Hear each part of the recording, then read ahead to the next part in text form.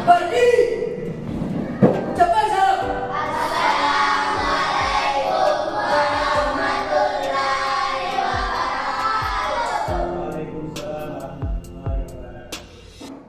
Bagaimana kabar anak-anak? Baik, Pak. Siapa? Ada yang hadir teman kita pada hari ini? Ada Pak. Rukun sama Safira Pak. Kenapa tidak hadir? Sakit Pak. Oke. Safira? Sakit juga Pak. Tidak ada. Jadi bagi temannya yang sakit, kita doakan semoga teman kita ya cepat sembuh sehingga dia bisa mengikuti pelajaran selanjutnya. Nah, anak-anak sudah siapkah kita untuk belajar? Sudah. Masuk di pelajaran kita. Alangkah baiknya kita berdoa sebelum belajar. Sehingga dengan berdoanya kita Allah SWT akan memudahkan ilmu itu kita dapatkan. Sehingga dengan berdoanya kita semoga tujuan pembelajaran kita juga dapat tercapai. Oke, bagi apa kepada ketua kelas kita persilakan ke depan. Oke.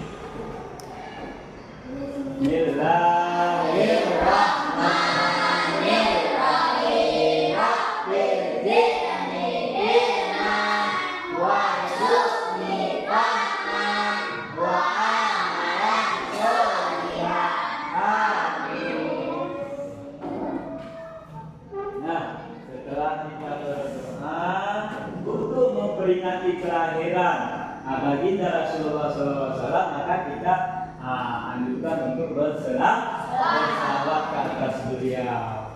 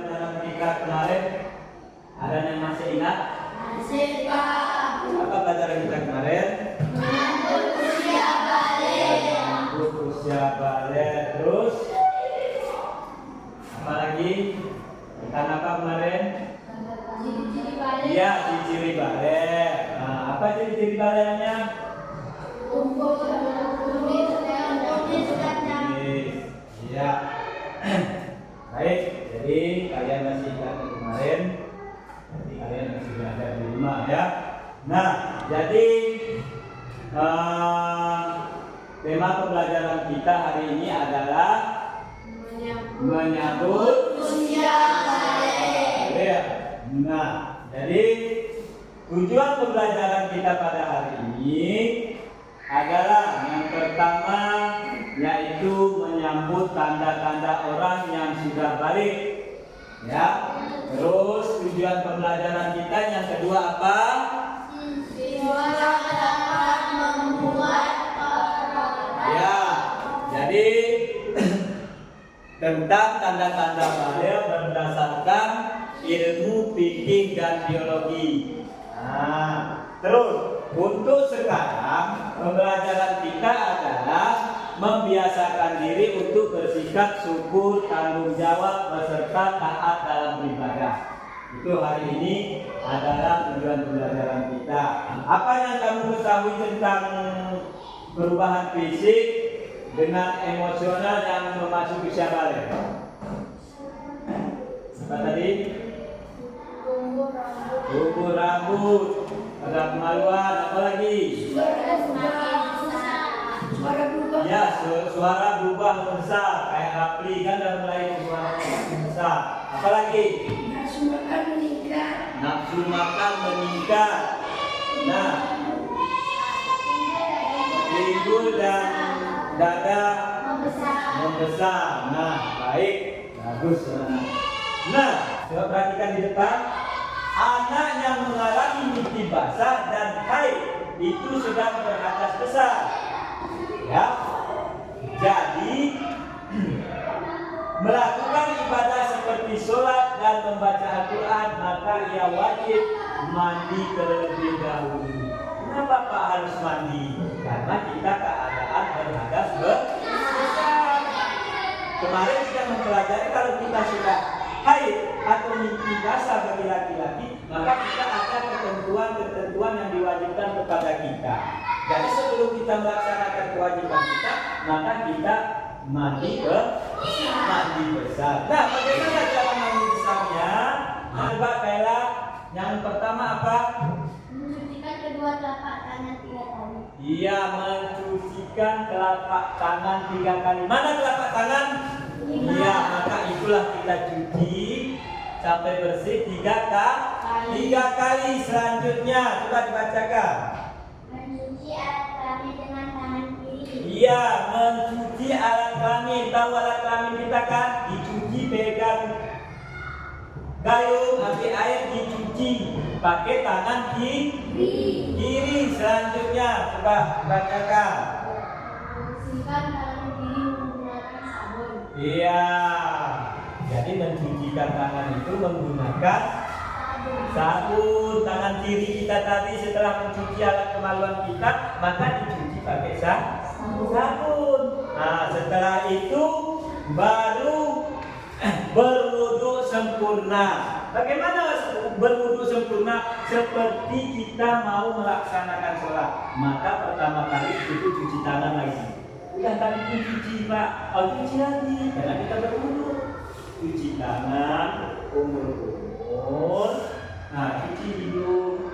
Terus baru kita membaca doa wudu seperti mau sholat sampai terakhir mencuci kedua kaki.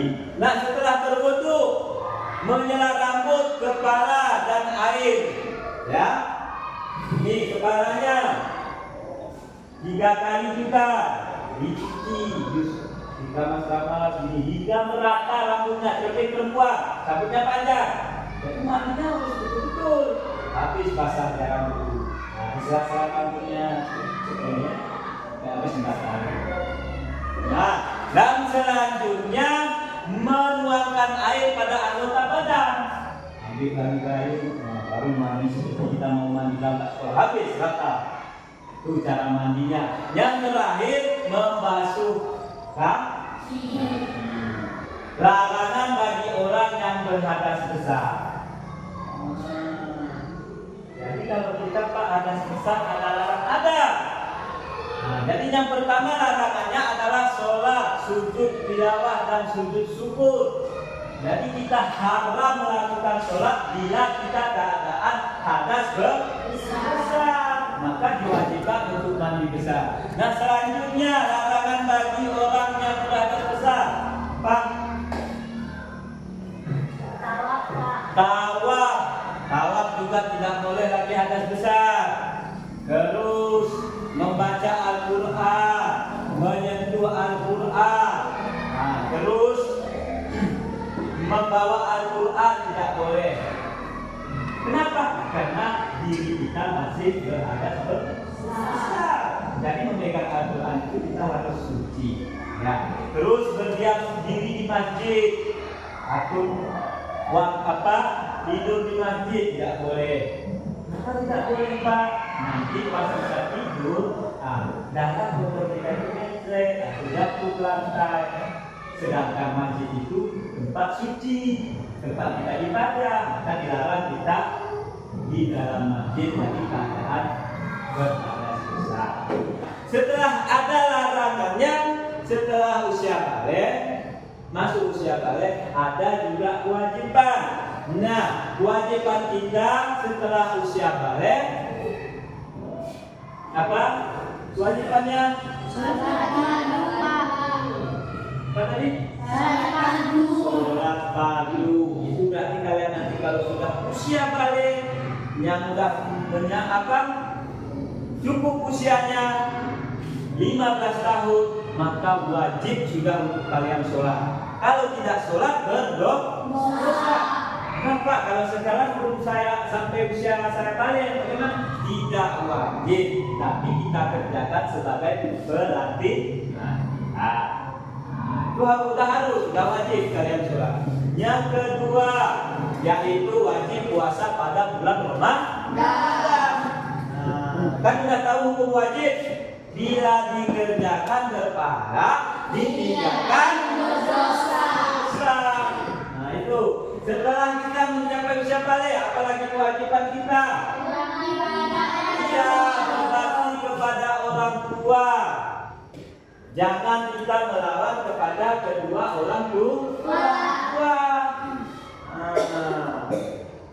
Supaya ilmu kita bermanfaat, supaya kita menjadi anak yang soleh, maka berbakti kepada orang tua. Nah selanjutnya, diwajibkan bagi kita kaum muslimin, laki-laki maupun perempuan, menutup aurat. Menutup aurat itu pun wajib. Jadi batasnya aurat laki-laki dari pusat, di atas pusat sampai lutut. Kalau perempuan dari ujung rambut sampai ujung kaki harus ditutup. Ada selanjutnya yaitu menuntut ilmu. Ya, seperti sekarang kita belajar ini namanya menuntut ilmu. Berarti itu pun sudah wajib. Apa peribahasanya? Tuntutlah ilmu walaupun ke negeri jina. Apa dari pembelajaran kita ini udah paham anak-anak? Sudah bisa dipahami? Sudah mengerti? Alhamdulillah. Nah, jadi selanjutnya kita akan membuat proyek. Nanti proyeknya Bapak sudah bawakan alat-alatnya. Nanti Bapak kita buat kelompok. Ya, setelah kita buat kelompok nanti kita membuat proyek. Nah, sebelum kita Bapak bagikan proyeknya, biar kita semangat nanti mengerjakan tugasnya.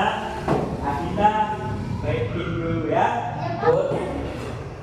5, 4, 5.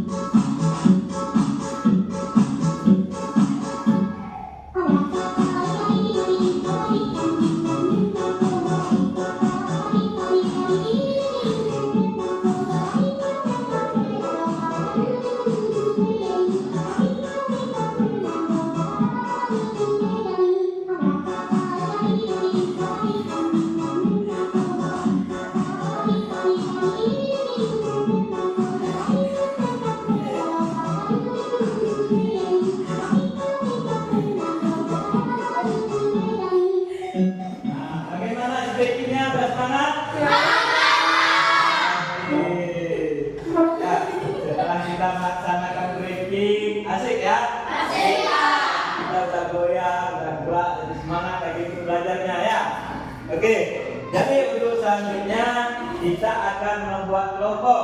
Nah, coba kita buat kelompoknya terus.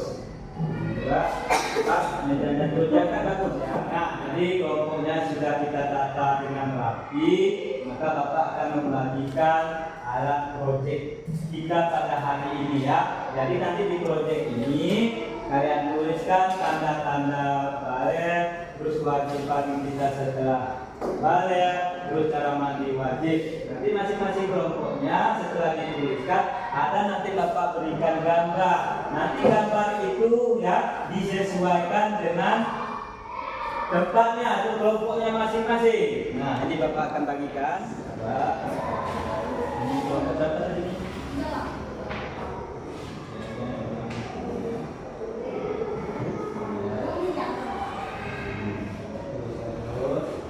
Kelompok 3. Nah, kelompok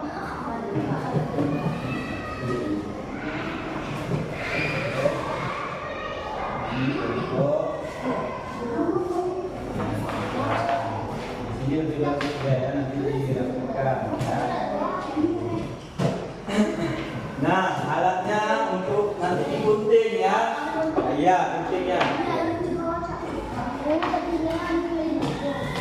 Nah, ini guntingnya. Ya, di sini ada gambarnya. Udah gambarnya udah dapat semua. Nah, di sini ada gambarnya. Perhatikan nanti gambar ini digunting sesuaikan kepada kolomnya di sini ya. Dibuat di sini. Nah, tadi boleh. Pokoknya serapi mungkin. Gimana menurut kata rapi, indah, mati seperti itu dia. Nah, boleh. Jadi gunting kan kemarin susunya. Nah, gambarnya itu digunting. Mana kira-kira menyesuaikan? Iya.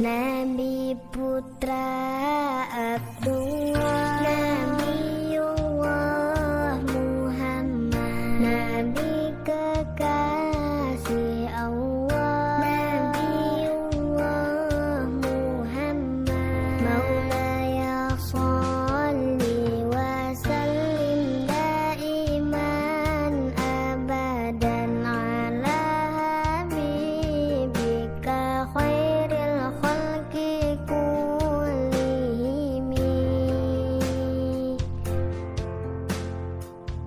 Manusia yang ku cinta, Nabiullah Muhammad, manusia yang ku puja, Nabiullah Muhammad, Maulaya sholli wa sallim daiman abadan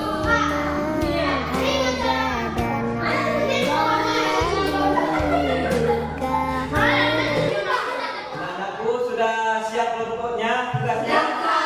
Nah, kalau sudah siap, maka kita tempelkan proyek hasil kalian itu ke depan.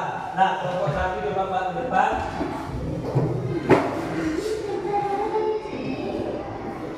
Ya, mana gunting kita siap?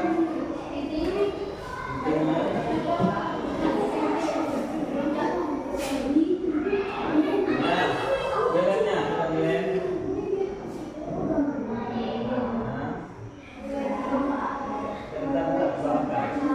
Ya, nah.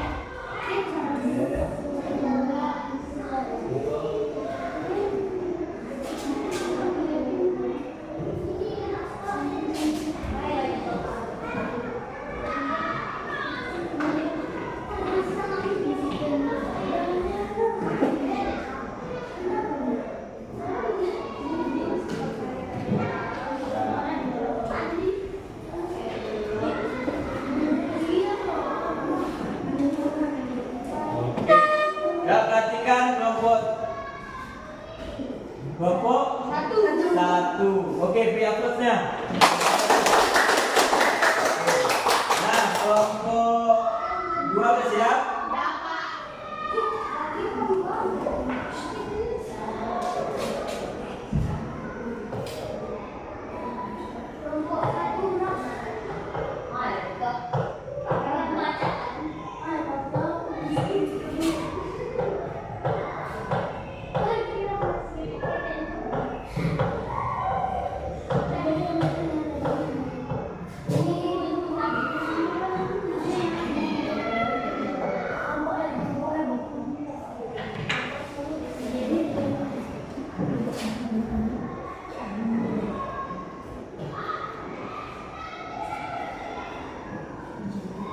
Oke, tepuk tangan buat kelompok 2. Nah, selanjutnya kelompok 3. Nah, ke depan dan kita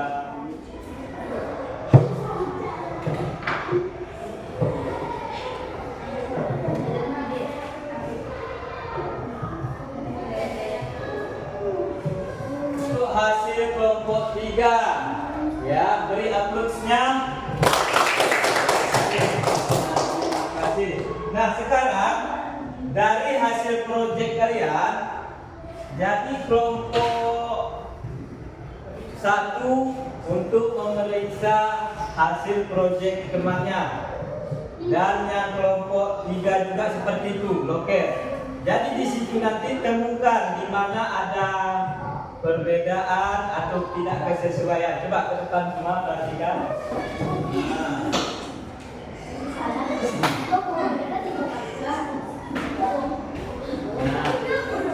Aku sudah serius perhatikan.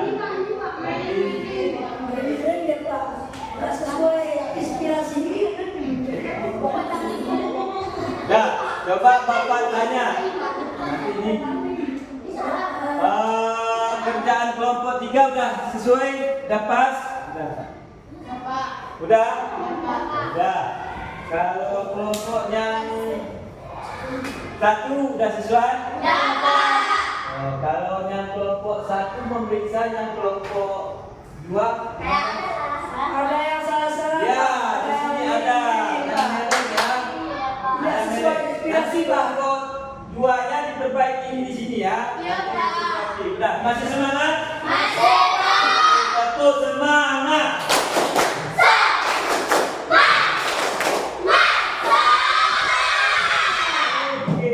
Bagaimana pelajaran kita hari ini? Apakah anak-anakku sudah mengerti? Sudah, Pak. Sudah bisa dipahami? Sudah, Pak. Nah, jadi Bapak mau tanya, kira-kira kesimpulannya pelajaran kita ini apa? Larangan bagi orang yang berhadas besar. 1. Membaca Al-Quran. 2. Menyentuh Al-Quran. 3. Membawa Al-Quran. Iya. Kira-kira dari kalian apa kesimpulannya? Tata cara mandi besar, Pak. Ya, tata cara mandi besar. Mencuci kedua telapak tangan. Ya. Mencuci alat kelamin dengan tangan. Iya. Terus yang kelompok 3 kira-kira apa yang Tanda-tanda balik, mengalami mimpi basah, kemudian seperti ada kemaluan, mengalami bersih haid, kemudian Oke, terima kasih. Nah, berarti kalian sudah mengerti dan paham untuk pembelajaran kita hari ini. Nah, sebelum kita menutup, Bapak mau tanya nih, apakah kalian senang pelajaran kita hari ini? Senang, Pak. Nah, untuk pelajaran kita hari ini, kita akan membaca hamdalah.